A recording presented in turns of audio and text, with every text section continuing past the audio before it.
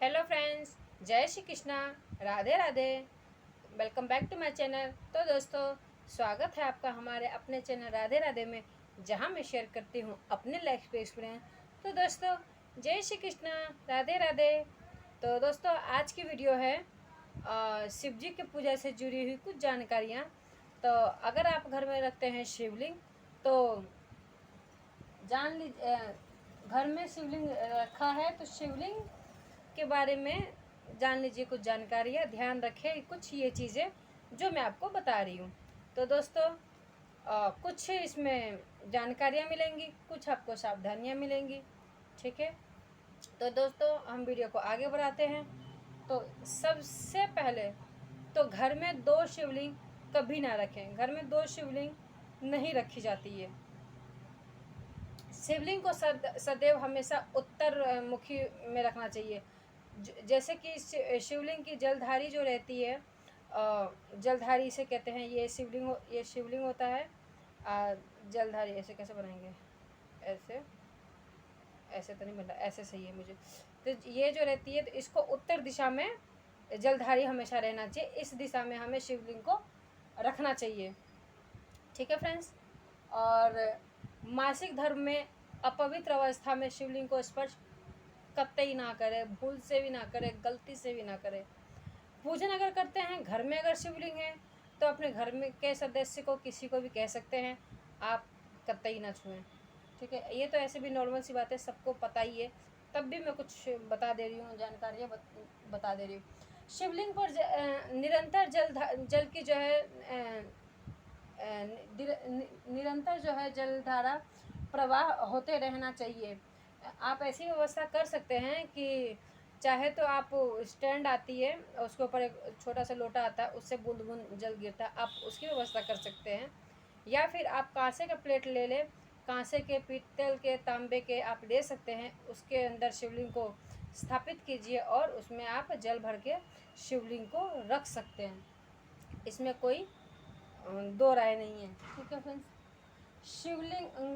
शिवलिंग पर आप बेलपत्र जो है, बेलपत्र या फिर फूल चढ़ा डाल सकते हैं। कोई सा भी फूल डाल सकते हैं, मगर भूल से भी शिवलिंग के ऊपर तुलसी आप ना दें। ना भूल से आप शिवलिंग दे सकते हैं, और ना ही जो हम शिवलिंग की स्नान कराते हैं, ना ही उनका पानी आप तुलसी में डालें। आप और किसी में डाल दीजिए, मगर तुलसी में बिल्कुल ना डालें। मैंने व्यवस्था कर रखी है, एक गमले में मैंने दुर्वा डाल रखा है, उसी दुर्वा में मैं शिवलिंग का पानी में डाल देती हूँ। लड्डू गोपाल को नहलाते हैं तो हम तुलसी में डाल देते हैं, और शिव जी को हम नहलाते हैं, स्नान करवाते हैं, तो हम दुर्वा में डाल देते हैं। मैंने ऐसी व्यवस्था कर सकती है, आप भी चाहे तो आप ऐसा भी कर सकते हैं। तुलसी में छोड़ के आप किसी भी में आप शिवलिंग की जो स्नान कराते हैं, आप वो डाल सकते हैं। ठीक है।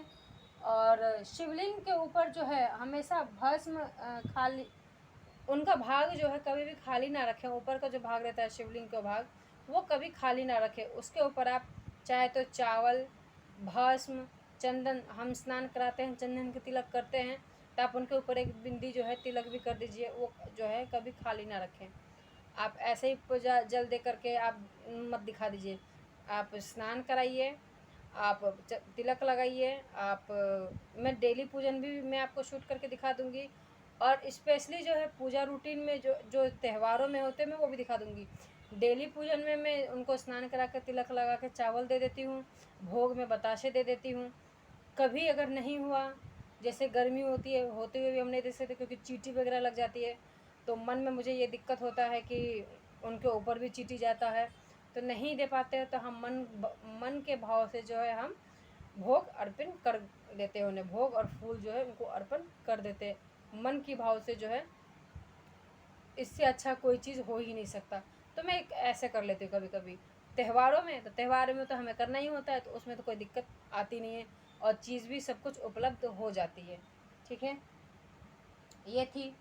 और शिवलिंग के ऊपर जो है कभी भी आप सिंदूर, हल्दी ना चढ़ाएं। आप शिवलिंग के ऊपर जो है भस्म, चंदन आप दे सकते हैं, चावल दे सकते हैं।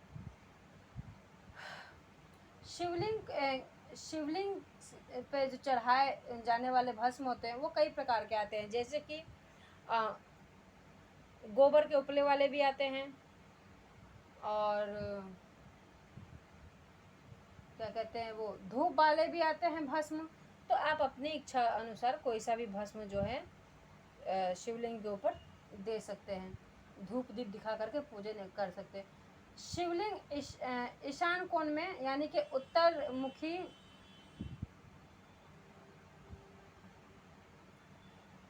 मुखी जो है आप उनको शिवलिंग को रख सकते हैं। जैसे कि जलधारी है ना, मैंने आपको बताया, मैं बार बार रिपीट कर दे रही क्योंकि मैं ये इस चीज़ को बार बार रिपीट कर रही हूँ, क्योंकि घर में शिवलिंग रख तो रहते हैं, ना सही दिशा का हमें पता होता है, ना हमें उन्हें रखने का नियम पता होता है, मगर हम रख लेते हैं। तो किसी न किसी कारणवश से कुछ जो भूल होती है तो घर में परेशानियाँ चल रही होती है जो हमें नहीं पता होता है। ठीक है फ्रेंड्स, घर में अगर शिवलिंग रख रहे हैं तो आप घर में पर्दा ना लगाएं।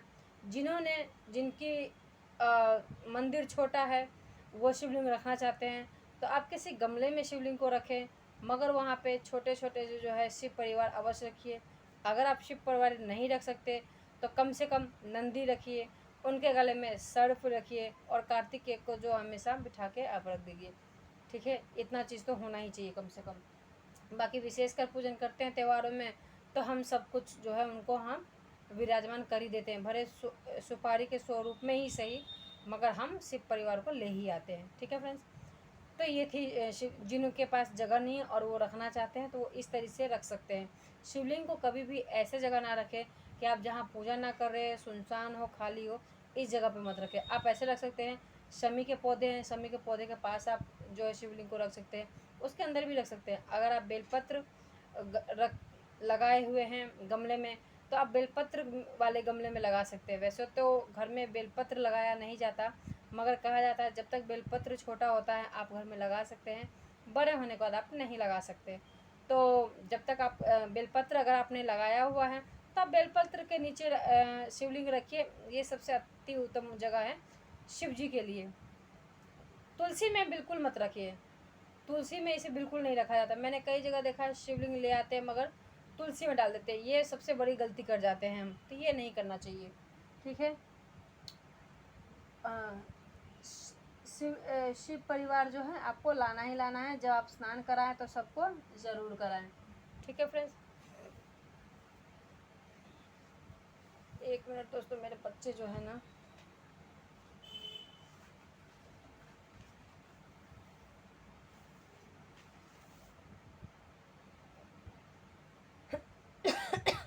सॉरी देखो फ्रेंड्स, ये वीडियो थोड़ी सी लंबी हो सकती है क्योंकि मैं आपको पूजा से जुड़ी कुछ जानकारियाँ देती हूँ, तो मैं एक एक चीज़ों पे एक एक वीडियो नहीं बना चाहती हूँ। कुछ चीज़ें, छोटी छोटी चीज़ें इकट्ठा करके मैं आपको एक ही वीडियो में देना चाहती हूँ। बहुत सी सावधानियाँ हमें बरतनी चाहिए होती है पूजा पाठ में, और बहुत सी जानकारियाँ हमें पूजा अगर हम करते हैं तो हमारे लिए जानकारियाँ बहुत ज़रूरी है। तो एक वीडियो होना मुश्किल है क्योंकि उसके लिए कई पार्ट बन जाएंगे तो वो भी नहीं हो पाएगा। हाँ, 2 पार्ट 3 पार्ट बन जाएंगे, मगर उसी 2-3 पार्ट में अगर मैं एक एक वीडियो बनाऊंगी कुछ ज़्यादा ही लंबी जाएगी, हद से ज़्यादा पार्ट 10-20 भी हो सकता है। तो इसीलिए मैं एक वीडियो में आपको जानकारी मैं कोशिश करती हूँ कि आपको प्राप्त हो जाए। ठीक है, शिवलिंग शिवलिंग पर सरल विधि से पूजन हमेशा कर सकते हैं। पहले आप सूर्य देव को अर्घ दे दीजिए, पूजन सूर्य देव की कर लीजिए। सूर्य देव को जल देने के उपरांत देवघर में आप मंदिर में आप आ सकते हैं। मंदिर में आने के बाद आप अपने मंदिर के जो भी देवी देवता हैं पूजन करने के बाद आप शिव जी को स्नान अवश्य कराएं। हमारे पंचदेव कहलाए गए हैं। डेली पूजा में पंचदेव की पूजा नियम से होनी चाहिए। पंचदेव कौन से हैं मैं आपको बता दूं, गणेश जी, दुर्गा जी, शिव जी, सूर्य जी और नारायण। तो ये हमारे पंचदेव कहलाते हैं। इनकी पूजा नियमित रूप से जो है डेली पूजा होनी चाहिए। विशेषकर जो त्यौहार होते हैं उनके तो अलग ही बातें हैं, मगर डेली पूजन आपको इनको करनी चाहिए। पूजा की कुछ जानकारी है, किन की पूजा किस प्रकार करनी चाहिए, इसकी वीडियो में अभी नेक्स्ट वीडियो में अभी शूट कर दूंगी तो आपको उसकी भी जानकारी हो जाएगी। ठीक है फ्रेंड्स। पूजन विधि महादेव का आप कर सकते हैं। भगवान की पूजा में आपको भाव की जो है आप अपने सच्चे भाव से जो है आप शिव जी की पूजन कर सकते हैं।